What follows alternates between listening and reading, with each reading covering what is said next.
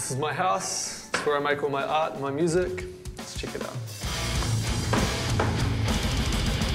I've been here for 4 years now, and it's one of the few places left in the central city of Wellington where it's still relatively cheap and we can throw paint on the walls. That's HR from Bad Brains, who's a punk band that I really like.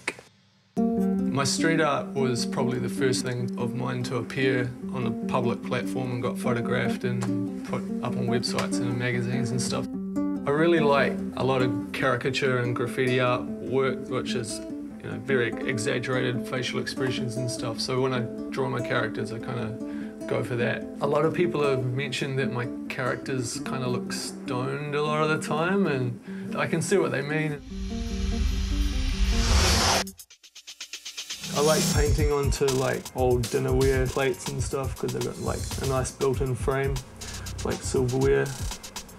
This is a 3-colour stencil print with metallic paint called Poison Ivy. This is the Three Stooges. I thought they might look good in a totem on a skateboard. There's no kind of one linear process for the stuff I do. Mostly things will start on this drawing board. If I decide that I want to make a stencil out of it, then I'll print it out to the size I want. Then lay out a piece of clear acetate over the top. That's what I cut the stencil out of, and it's ready to spray. Then if I'm doing something really big, I've got an OHP which can help. So once the final illustration's been printed out onto transparency paper, and the canvas will go up on the wall and we'll just trace the projection. And this is the finished canvas, Hot Chick number 42. This is Helen Clark as a zombie. This was originally one of my snare skins, pretty good to do blast beats on. Potty mouth, shit for brains, sort of my interpretation of the minds of people that talk shit. Fuck the art, where's the free liquor? A homage to exhibition opening culture. I think I'm quite lucky to be living in a place that facilitates my ADHD-like short attention span. If I feel like I've spent too long in front of a painting or something and I need to get away, I can cruise out into the lounge and jump on the drums and have a smash and sort of just clear my head a bit. The reason I started drumming is because it's a challenge to be able to make your limbs all do different things at the same time. I have quite a love for busy, complex music, and that is apparent in jazz as it is in metal, and I don't really discern between the two.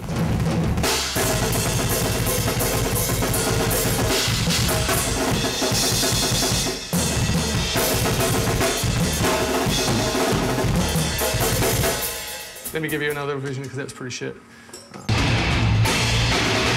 Akanami is predominantly experimental metal and grindcore.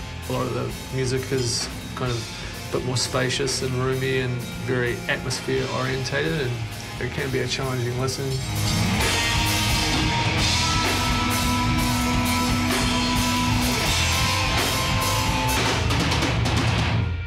I love art as much as I love music, and gig poster art is where my two loves do get to cross over.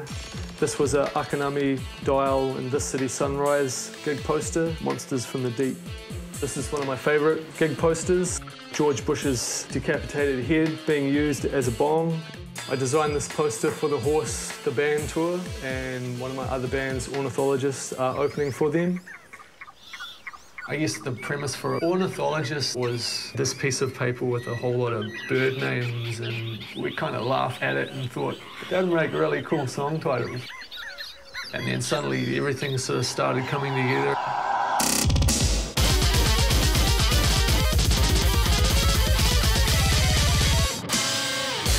I guess ornithologist music is, at first glance, pretty ADHD.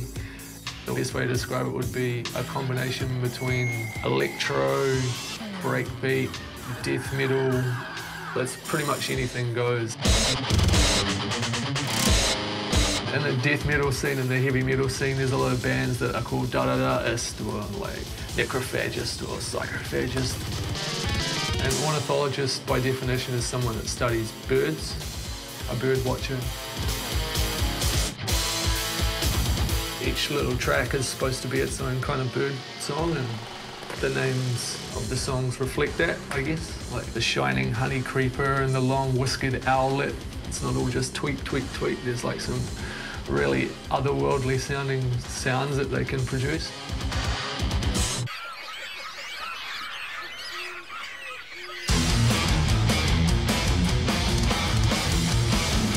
In the middle of this year, Akanami's moving to Melbourne. Ornithologists will go with it, and that'll be cool. Get to do our stuff in a different country, and I've been here for 12 years now, so it's kind of time to fly the coop. I'll always be able to do my art and stuff wherever I go, so we'll go over there and see how we do and have some fun.